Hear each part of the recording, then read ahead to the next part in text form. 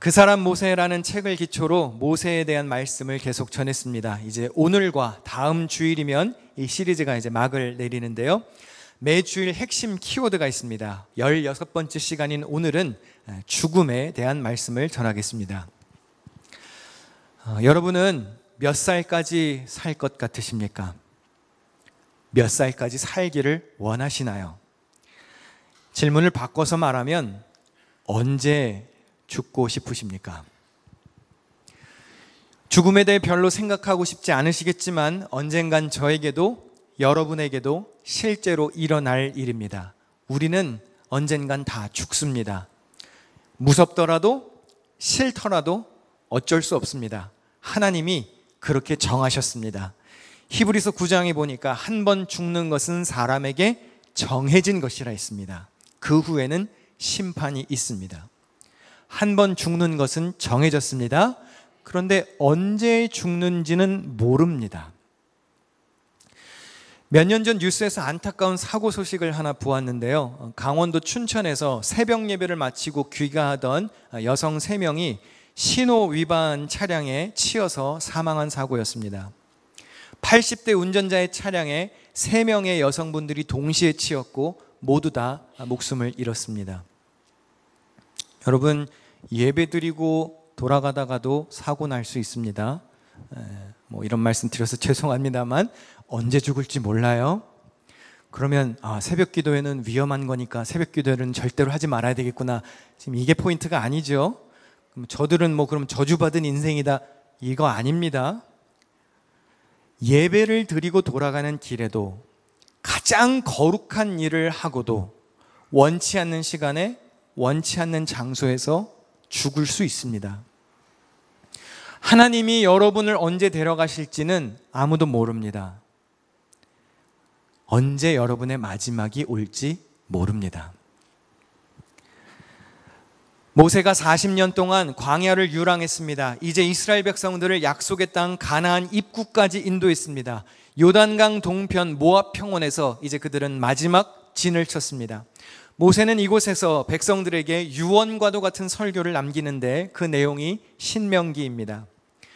광야를 떠돌며 출애굽 1세대는 모두 세상을 떠났습니다. 대부분 광야에서 태어난 출애굽 2세대를 향해서 모세는 죽음을 앞둔 유언을 남깁니다. 얼마나 그의 마음이 간절했을까요? 인생의 교훈을 하나라도 더 남기고자 하는 모세의 간절함이 신명기에 들어가 있습니다.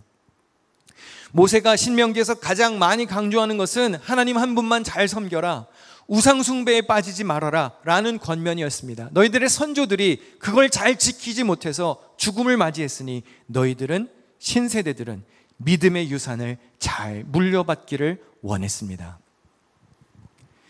여기 오늘 예배드리는 어르신들 잘 들으셔야 합니다. 여러분의 자녀들에게 남기실 수 있는 것이 그렇게 많지 않습니다. 믿음의 유산을 남기셔야 합니다. 여러분의 마지막 유언이 신앙인다운 어른의 말이어야 합니다. 신명기 30장 19절 20절을 다 같이 읽어보겠습니다. 시작. 내가 생명과 사망과 복과 저주를 내 앞에 두었은즉 너와 내 자손이 살기 위하여 생명을 택하고 내 하나님 여호와를 사랑하고 그의 말씀을 청종하며 또 그를 의지하라. 그는 내 생명이시요 내 장수이시니 여호와께서 내 조상 아브라함과 이삭과 야곱에게 주리라 맹세하신 땅에 내가 거주하리라. 정말 중요한 것이 무언지 아는 사람이 어른입니다. 과연 여러분이 죽기 직전에 다음 세대에게, 자녀들에게, 손주들에게 남기시고 싶은 말이 어떤 말인가요? 얘야, 통장 비밀번호가 몇 번이다. 잘 먹고 잘 살아라. 얘야, 아무개하고는 원수지간이니 절대로 그 사람과 사귀지 말아라. 그런 얘기 하시겠습니까? 왜 너희들은 내가 살던 옛날 방식으로 살지 않느냐? 이런 비판을 남기시겠습니까? 정말 인생의 마지막 순간에 믿음을 가진 어른으로 여러분은 무슨 말을 남기시겠습니까? 나의 삶을 하나님이 이렇게 은혜로 인도하셨으니 너의 하나님도 그렇게 너의 삶을 인도하기를 바란다. 믿음을 잘 지키면서 살거라. 그런 마음으로 골방에서 무릎 꿇고 기도하는 믿음을 가진 어른이 되어야 하지 않겠습니까? 사실 모세는 마지막 말을 남길 수 있었으니 복이었습니다. 우리는 모세처럼 유언을 남길 기회가 없을지도 모릅니다. 언제 죽을지 모르고 하나님이 언제 데려가실지 모르니 조금이라도 정신이 멀쩡하고 생각이 맑으실 때 미리 유언장을 쓰시는 것도 지혜로운 방법입니다. 제 아버님이 손자들을 보시면서 종종 그런 말씀을 하셨습니다. 아유, 우리 손자들이 나중에 커서 살게 될 세상은 어떤 세상일까? 세상이 이렇게 발전하고 좋아지는데 너희들이 나중에 크면 이 세상은 어떻게 변할까? 할아버지는 어떤 모습일까? 이런 말을 몇 번 하셨어요. 근데 그렇게 말을 듣던 제 아들 녀석 하나가 지난번에는 할아버지에게 충격적인 대답을 안겨드렸습니다. 할아버지, 우리가 크면 할아버지는 죽겠죠. 그래서 아버님이 쇼크를 받으셨어요. 손자들이 크면 당신은 세상에 존재하지 않을 거라는 생각을 해보신 적이 없는 거죠. 여기 손주가 있는 할아버지 할머니들 있으신가요? 자녀가 있는 부모들이 있으십니까? 다음 세대가 커가는 모습을 보는 어른들이 있으신가요? 애들 금방금방 크죠? 애들은 큽니다. 근데 애들이 빨리 큰다는 말은 무슨 뜻일까요? 반대로 나는 하나님 품에 점점 가까이 다가가고 있다는 뜻이죠. 기회가 있으리라는 보장이 없습니다. 사랑하는 자녀, 손주들, 다음 세대들에게 모세와 같은 마음으로, 사랑의 마음으로 신앙생활 잘 하라는 가르침을 미리 남기셔야 합니다. 제가 오늘은 급히 나오느라고 차고 오지 못했는데 제가 얼마 전에 설교할 때 그런 말씀 드렸죠. 제가 원래 손에 뭘 걸치는 걸 싫어해요. 그래서 반지도 원래 안 끼다가 아내에게 되게 혼나고 미국에서는 무조건 반지를 껴야 된다 해서 반지를 끼고요. 요즘에는 스마트워치를 하나 사서 매일 심전도 체크를 해서 심장이 제대로 뛰는지를 체크합니다. 제가 매일 심장을 수시로 체크하면서 생각하는 게 있습니다. 이게 언제까지 뛸까? 이게 언제까지 잘 뛸까? 삶이 영원하지 않을 텐데 나의 마지막 순간은 언제 어떤 모습일까? 내가 오늘 전하는 설교가 혹시 마지막일 수는 없지 않을까? 물론 그렇지 않기를 바랍니다. 여러분에게 전할 말씀이 아직 무궁무진하게 많이 남아있기를 바라죠. 그런데 여러분의 삶도 저의 삶도 영원하지 않습니다. 그러면 별로 중요하지 않은 일에 집착하면서 살고 싶으세요? 별로 중요하지 않은 일에 여러분들의 나쁜 감정이나 미움을 쏟고 싶으신가요? 저는요, 별로 쓸데없는 거 가지고 시간 낭비를 하고 싶지 않아요, 이제. 불필요한 논쟁, 쓸데없는 싸움, 이런 거 하고 싶지 않아요. 이런 걸로 저의 감정을, 저의 심장을 상하게 하고 싶지가 않아요. 그러니까 제가 여러분에게 반응하지 않으면 저를 지키고자 하는 거라고 생각해 주세요. 난 반응하고 싶지 않아요. 가치 있는 일에 신경 쓰고 싶고 사랑하는 일에 신경 써도 바쁜데 내가 왜 내 가슴을 망가뜨리는 일에 신경을 쓰겠습니까? 마지막이 언제일지도 모르는데. 여러분, 그날은 도적같이 옵니다. 도둑같이 온다고 성경에 기록되어 있습니다. 도둑이 여러분에게 예고하고 오든가요? 아무개 집사님, 제가 새벽 3시에 당신 집을 털러 갈 거니까 대비하고 계세요. 이렇습니까? 아니요. 어느 순간 훅 하고 옵니다. 기대하지도 않았던 순간에, 원치 않는 순간에. 그러면 여러분, 오늘 드리는 예배가 마지막 예배일 수도 있겠다는 생각은 왜 안 하세요? 오늘 내가 만나는 이 옆에 사람이 내가 다시는 만날 수 없는 사람일 수도 있겠다는 생각 해야 하지 않을까요? 그러면 그런 마음으로 산다면 순간순간 정성을 다할 수밖에 없지 않을까요? 순간순간 그리스도의 사랑이 묻어나게끔 살아야 할 수밖에 없지 않을까요? 언제까지 불필요한 일에 에너지 낭비를 하시겠습니까? 언제까지 쓸데없는 일에 여러분의 감정을 소비하겠습니까? 언제까지 하나님이 원치 않으시는 일로 여러분들의 입술을 그렇게 더럽게 만드시겠습니까? 모세가 모압 평원에 왔습니다. 여리고 맞은편에 약속의 땅이 보입니다. 느보산의 비스가 봉우리에 올라갔습니다. 약속의 땅이 보입니다. 그토록 헤매면서 찾아왔던 가나안 땅입니다. 그런데 하필 이런 순간에, 이런 낭만적인 순간에 하나님이 찬물을 끼얹으십니다. 우리 신명기 34장 4절을 다 같이 읽어보시겠습니다. 시작. 여호와께서 그에게 이르시되 이는 내가 아브라함과 이삭과 야곱에게 맹세하여 그의 후손에게 주리라 한 땅이라. 내가 내 눈으로 보게 하였거니와 너는 그리로 건너가지 못하리라 하시매. 지금 약속의 땅이 눈앞에 있어요. 근데 하나님 참 때로는 분위기 잘 계시잖아요. 지금 이 말씀 주실 타이밍이 아니거든요. 왜 하필 이 순간 이 장소에서 이런 가슴 아픈 말씀을 하실까요? 보여주지나 말지.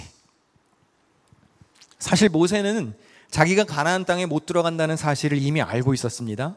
예전에 신광야 가데스에서 백성들이 물이 없다고 탄식했었죠. 그래서 모세가 하나님께 간구했습니다. 물을 달라고. 하나님이 모세에게 바위를 향해서 명령하라고 말씀을 하셨죠. 그런데 모세가 그때 백성들 앞에서 분노를 터뜨렸습니다. 민수기 20장 10절에 모세와 아론은 총회를 바위 앞에 불러 모았다. 모세가 그들에게 말하였다. 반역자들은 들으시오. 우리가 이 바위에서 당신들이 마실 물을 나오게 하리요. 툭하면 원망하던 백성들의 불평을 모세도 나름대로 꾹꾹 참아가며 인내해 왔습니다. 그런데 이 시점에서 모세도 얼마나 화가 났으면 이 반역자들아 언제까지냐 도대체 화를 냅니다. 이 구절을 자세히 보시면 모세가 마치 자기의 능력으로 물이 나오게 하는 것처럼 말하고 있어요. 개역개정 성경에 보면 우리가 너희를 위하여 이 반석에서 물을 내랴 이렇게 말해요. 우리가 너희를 위하여 이 반석에서 물을 내랴. 여기서 이 우리가 모세와 아론을 묶어서 지칭하는 것이라면 마치 모세와 아론이 인간적인 힘으로 물을 낼 수 있는 것처럼 말하는 게 문제고요. 여기서 우리가 모세와 하나님을 묶어서 지칭하는 것이라면 모세가 자신을 하나님과 동격으로 생각하는 것이 문제입니다. 하나님은 분명히 모세에게 바위를 향해서 이렇게 하라고 말씀하셨습니다. 민수기 20장 8절에 지팡이를 가지고 내 형 아론과 함께 회중을 모으고 그들의 목적에서 너희는 반석에게 어떻게 하랍니까? 명령하여 물을 내라고 그랬어요. 그런데 모세는 그 명령을 따르지 않았습니다. 민수기 20장 11절에 보니까 모세가 그의 손을 들어 그의 지팡이로 반석을 2번 쳤습니다. 여기서 모세는 하나님께 쓰임을 받는 도구가 아닌 마치 자기가 마법이라도 부려서 물을 내는 것처럼 교만을 보이고 있습니다. 2번이나 반석을 내리쳤지요. 이것은 모세가 분노를 터뜨렸다는 의미입니다. 이건 공개적으로 하나님을 신뢰하지 않는 행동이죠. 결국 이러한 모세의 행동 때문에 하나님은 모세를 약속의 땅에 들어가지 못하게 하십니다. 민수기 20장 12절 다 같이 읽겠습니다. 시작. 여호와께서 모세와 아론에게 이르시되 너희가 나를 믿지 아니하고 이스라엘 자손의 목전에서 내 거룩함을 나타내지 아니한 고로 너희는 이 회중을 내가 그들에게 준 땅으로 인도하여 드리지 못하리라 하시니라. 네. 심지어 신명기 3장에 보니까 다시는 말도 꺼내지 말라 그랬습니다. 신명기 3장 25절에 모세도 구하옵나니 나를 건너가게 하사. 약속의 땅에 들어가고 싶은 거죠. 그런데 26절에 보니까 그만해도 족하니 이 일로 다시 내게 말하지 말라. 아무렴 모세라고 약속의 땅 안 들어가고 싶었을까요? 그토록 가고 싶어서 40년을 광야에서 참았는데 하나님은 단호하셨습니다. 야, 이게 그렇게 큰 처벌을 받아야 할 문제인가 싶은 생각도 들지만 하나님의 말씀은 네가 나의 거룩함을 드러내지 못했다고 말씀하십니다. 사실 이것은 언어 유희입니다. 거룩함은 히브리어로 카도시입니다. 카도시. 한번 따라해 볼까요? 카도시. 근데 지금 이 일이 벌어지는 장소가 어디죠? 가데스입니다. 가데스는 히브리어로 가데시입니다. 그럼 여러분 거룩함이 뭐라고요? 카도시. 가데스는 가데시. 하나님이 언어 유희를 하는 거예요. 너 가데스 앞에서 카도시 나의 거룩함을 드러내지 못했구나. 이스라엘 백성들도 광야 생활 내내 하나님의 약속을 믿지 않았습니다. 그래서 어떻게 되었죠? 광야에 다 매장되었습니다. 그런데 지금은 모세가 하나님의 약속을 신뢰하지 않아요. 말씀에 순종하지 않았습니다. 명령하라 그랬는데 이걸로는 모자랄 것 같으니까 전에 했던 대로 그냥 후려친 거예요. 분노를 표현하면서. 그랬더니 하나님이 나의 거룩함을 드러내지 못한 거로 너도 약속의 땅에 못 들어간다는 거예요. 보십시오. 믿음이 없었던 출애굽 1세대나 모세나 결국 믿음이 없는 자의 저주는, 심판은 약속의 땅에 못 들어가는 거예요. Watch out your lips. 입 조심해야 합니다. 모세가 어떤 사람이죠? 온유함이 지면의 모든 사람보다 더하던 사람이었습니다. 그런데 이 분노 한 방으로 하나님은 그를 아주 냉정하게 처벌하셨습니다. 여러분, 지금까지 아무리 잘했어도 한 번 못한 걸로 끝일 수 있어요. 지금까지 신앙생활 잘해 오셨습니까? 오늘 잘하셔야 합니다. 그런 거 있죠. 왜 군대에서도 맨날 못되게 굴던 선임은요, 한 번 잘해주면 그렇게 고마워요. 근데 맨날 잘해주던 선임이 오늘 한 번 화내잖아요? 그렇게 미울 수가 없는 거예요. 여러분, 성질 죽이고 살아야 합니다. 이게 그냥 여러분의 인간관계를 위해서 하는 말이 아니에요. 분을 내는 것은 선하지 않습니다. 성경이 그렇게 가르치는 거예요. 우리 야고보서 1장 20절 다 같이 읽겠습니다. 시작. 사람이 성내는 것이 하나님의 의를 이루지 못함이라. 성경 말씀이에요. 여러분, 성질 부리지 마십시오. 일도 망치지만 하나님의 의도 이루지 못합니다. 내가 화낸다고 일이 더 잘 됩니까? 여러분의 가슴만 더 오염될 뿐이에요. 여기 부모님들 계시죠? 자식들한테 그렇게 화내지 마세요. 여러분 어렸을 때보다 낫습니다. 적당히 하세요. 뭐 본인도 못하는 걸 왜 자기 자식 시키려고 그래요? 같은 교회 식구들끼리 성질 내지 마세요. 뭐 같은 죄인끼리 누가 누구한테 뭐라 그래요? 이걸 전문용어로 도찐개찐이라 그러는 거잖아요. 올해 우리 교회의 목표가 뭡니까? 존중이잖아요. 그럼 우리 로마서 12장 10절 다 같이 읽습니다. 시작.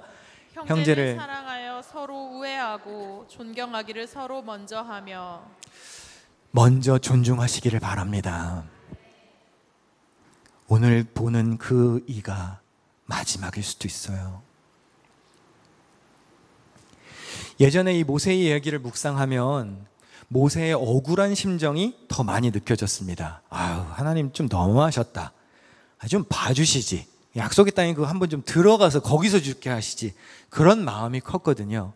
그런데 이번에 모세 이야기를 다시 묵상하면서 느낀 게 있어요. 모세가 약속의 땅에 안 들어간 게 복이에요.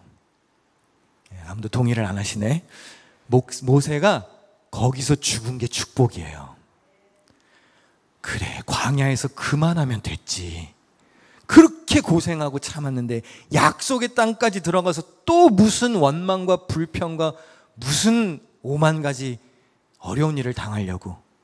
그러니까 하나님이 인도하시는 곳까지 가는 게 축복입니다. 하나님이 멈추게 하시는 곳에서 멈추는 게 복이에요. 그게 은혜예요. 갈망하는 목표와 소망이 있을 수 있죠. 그러나 여러분, 하나님이 거기까지 인도하시면 거기까지로 족하는 겁니다. 위의 것을 사모하면서 살면 되는 거예요. 하나님을 믿는 사람들의 궁극적인 목적지는 가나안 땅과 같은 이 땅의 현세적인 땅이 아닙니다. 여러분, 죽기 전에 꼭 가고 싶은 여행 버킷리스트가 혹시 있으신가요?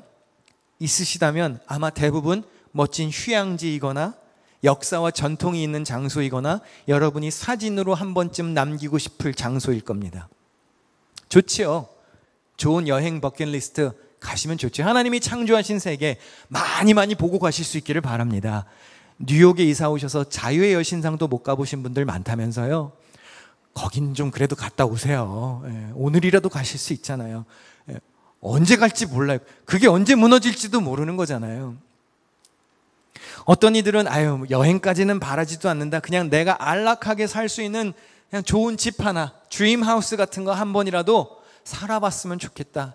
그런 생각하시는 분들도 있을 겁니다. 뉴스에 보니까 맨하튼에서 가장 비싼 아파트가 $238 million에 거래되었던 기록이 있어요. 집이 이렇게 생겼어요. $238 million. 그 정도는 다 있으신 거예요? 별로 그 정도는 껌인데 이런 표정이시네요. 3,200억. 알겠습니다. 그렇게 많으시면 저도 좀 주세요. 그리고 동시에 제가 굉장히 역설적인 한국 기사를 하나 봤어요. 제가 1983년생인데요. 뉴스에 나오기를 1983년생의 10명 중 7명은 자기 집이 없답니다. 저를 긍휼히 여겨주세요. 2021년 기준으로 83년생 가운데 주택을 보유한 사람은 28.8%에 불과했대요. 저는 목사라 제가 제 이름으로 된 집이 생길지는 잘 모르겠지만요, 현세에서 누리는 안락함보다 더 중요한 게 있습니다. 여기서 몇 년 살죠 우리? 끽해야 100년 살아요. 천국 가서 몇 년 살아요? 영원히 살아요. 그럼 여기 집 짓는 게 중요해요? 저기 갈 집 있는 게 중요해요?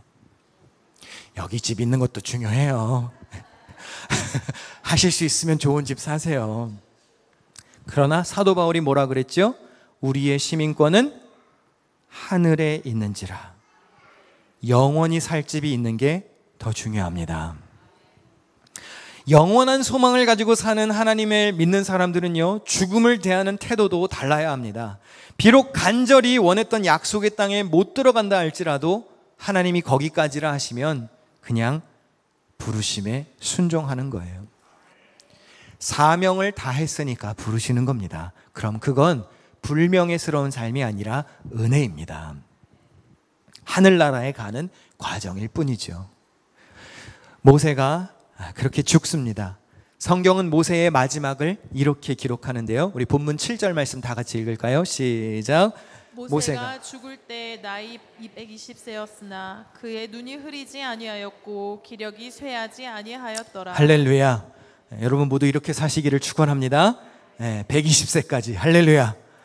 저도 120세까지 팔팔하게 눈이 쇠하지 않고, 모두가 원하는 소원이잖아요. 9988234 99세까지 팔팔하게 살다가 2, 3일 안에 죽는 거. 할렐루야. 누구나 다 건강하게 살기를 바라고 행복하게 살기를 원합니다. 그러다가 남에게 짐되지 않고 편안하게 가고 싶은 소망이 있죠. 하버드 대학교 의과대학 교수이자 정신과 전문의인 조지 베일런트가 쓴 행복의 조건이라는 책이 있어요. 여러분들 한번 읽어보시면 좋을 책입니다. 하버드 대학교 연구팀이 1930년대 말에 학교에 입학한 2학년생 268명과 그 다음에 일반 남성 456명 그리고 여성 90명을 72년 동안 추적해서 연구한 거예요. 그러니까 굉장히 신빙성이 있는 연구입니다. 뭘 연구했냐면 행복하고 건강한 삶을 사람들이 법칙이 있을까? 이것을 공부했어요. 리서치를 했습니다. 72년 동안 추적해서 관찰한 거예요. 그리고 7가지 답변을 내렸습니다. 여러분 이렇게 사시면 건강하고 행복하게 사실 수 있습니다. 첫 번째, 좋은 배우자를 만나셔야 합니다. 자, 두 번째, 정상적인 체중을 유지해야 됩니다. 너무 말라도 안 되고 너무 뚱뚱해도 안 되고. 세 번째, 흡연하지 않는 게 좋습니다. 네 번째, 적당한 음주로 사람들과의 교류를 즐기는 사람이 더 행복하게 살더랍니다. 그렇다고 오늘 속회 모임 때 다 술 한 잔씩 돌리고 그러지는 마시고요. 5번, 꾸준히 운동하는 사람. 6번, 멘탈이 건강한 사람. 그리고 마지막으로 끊임없이 배우려는 자세로 공부하는 사람이 오래 산다고 합니다. 이런 사람이 행복하게 오래 산답니다. 좋지요. 중요합니다. 이런 것도 필요하지요. 그러나 믿음을 가진 우리가 해야 할 것도 있습니다. 우리는 이 땅에서만 잘 살다가 갈 사람들이 아니죠. 여기선 잠깐 살고 하늘나라 가선 영원히 살아야 하니까, 그러면 100년도 안 되는 짧은 인생 동안 우리가 할 일은 영원히 살게 될 하늘나라의 법칙을 연습하면서 사는 겁니다. 하나님의 말씀을 최대한 머리와 마음에 새기고 몸으로 실천하면서 훈련해야 천국 가서 잘 적응하고 살 수 있는 것이죠. 오늘 말씀의 키워드가 죽음입니다.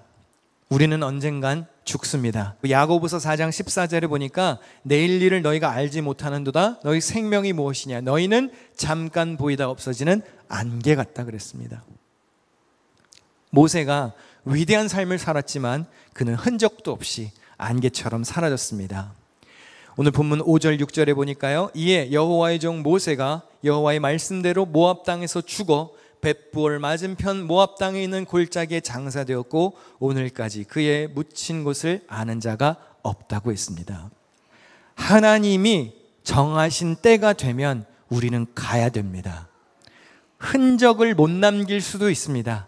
그럴싸한 묘비조차 남기지 못할 수도 있습니다. 그러나 그러지 못하더라도 실패한 인생이 아님을 기억하십시오.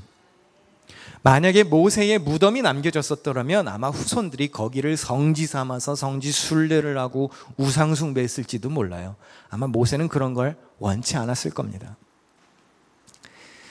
여러분, 남긴 게 없다고 허무하십니까? 그렇게 생각하지 마십시오. 우리 사도 바울의 고백을 같이 읽으시는 동안 우리 찬양 준비하도록 하겠습니다. 고린도후서 6장 9절 10절 여러분들의 목소리로 크게 같이 읽습니다. 시작. 이름 없는 사람 같으나 유명하고 죽은 사람 같으나 보십시오 살아 있습니다.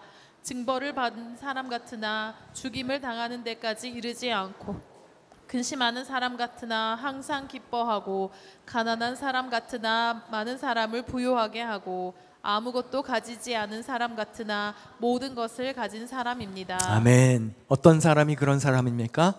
예수 그리스도를 믿는 사람, 구원받은 하나님의 자녀라는 믿음 있는 사람, 내가 영원히 살게 될 천국 백성이라는 믿음이 있는 사람. 그런 사람은 아무것도 가지지 않은 것 같으나 모든 것을 가진 자입니다. 우리는 사나 죽으나 주의 영광을 위해서 살아야 합니다. 빌립보서 1장에 보니까요, 나의 간절한 기대와 소망을 따라 아무 일에든지 부끄러워하지 아니하고 지금도 전과 같이 온전히 담대하여 살든지 죽든지 내 몸에서 그리스도가 존귀하게 되게 하려 하나니 이는 내게 사는 것이 그리스도니 죽는 것도 유익함이라. 믿음을 가진 사람은요, 삶도 죽음까지도 유익합니다. 저는 여러분들이 인생의 마지막 시점에서 사도 바울과 같은 고백을 하실 수 있기를 바랍니다. 우리 마지막으로 디모데후서 4장에 있는 말씀 다 같이 읽습니다. 시작. 나는 선한 싸움을 싸우고 나의 달려갈 길을 마치고 믿음을 지켰으니 이제 후로는 나를 위하여 의의 면류관이 예비되었으므로 주 곧 의로우신 재판장이 그날에 내게 주실 것이며 내게만 아니라 주의 나타나심을 사모하는 모든 자에게도니라. 아멘. 달려갈 길을 맞춰야 됩니다. 그리고 끝까지 믿음을 지켜야 됩니다. 중간에 낙오하시면 안 돼요. 그 길을 마치실 때까지 믿음 잘 지키시고 훗날 하나님의 품에 갔을 때 주님이 잘 왔다고 환영해주고 안아주는 그런 멋지고 복된 삶의 주인공이 되시기를 주님의 이름으로 축원합니다.